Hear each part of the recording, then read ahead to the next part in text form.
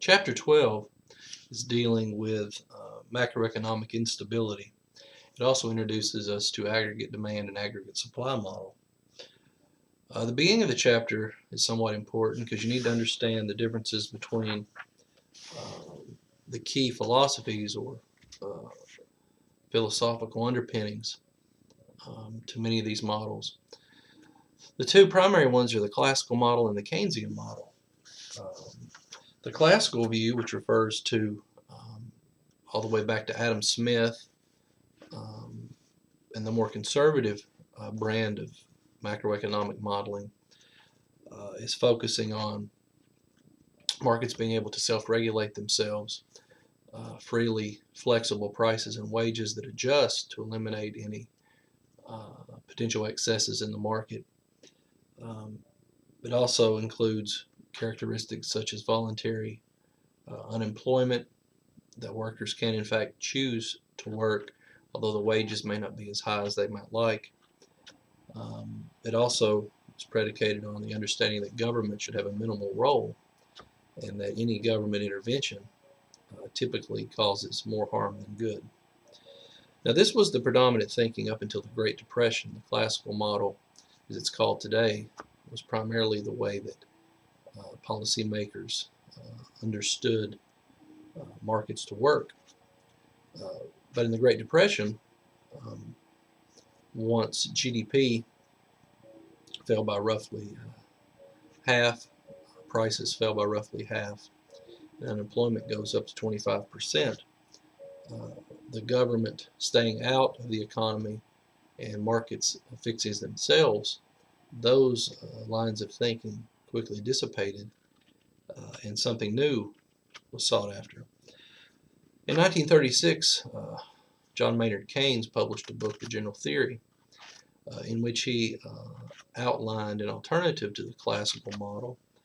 That model today is referred to as the Keynesian view, and it basically argues that governments can, in fact, have some positive influence on macroeconomic indicators such as growth, jobs, and stable prices. It also argued that unemployment was largely involuntary, and that prices and wages are largely sticky or rigid. And given that, then Keynes argued that policy could make an important difference. So what the aggregate supply, aggregate demand model looks at for us is looking at the aggregate demand curve, which is downward sloping, and the aggregate supply curve, which is upward sloping. Again, in the extreme short run, one could argue that it could be horizontal, or the classical view could argue in the long run the aggregate supply curve could be vertical. We typically think of it as being upward sloping. And with that then, we can model out quite nicely policy impacts on the aggregate demand curve. Aggregate demand is akin to GDP or aggregate income or aggregate output. And then by shifting the aggregate demand curve through policy, it's quite easy to see how Keynesian policies can in fact make a difference. Now you also have to take into account potential shifts that can occur in the aggregate supply curve. These are more growth type shifts that relate back to things like the price of energy or input prices, technology changes, and so forth. They also talk briefly there about the multiplier effect. The multiplier effect is key to Keynesian thinking, that any initial change in private sector investment or public sector government spending typically has a larger impact upon the aggregate economy in terms of output and income, and this is known as the multiplier effect.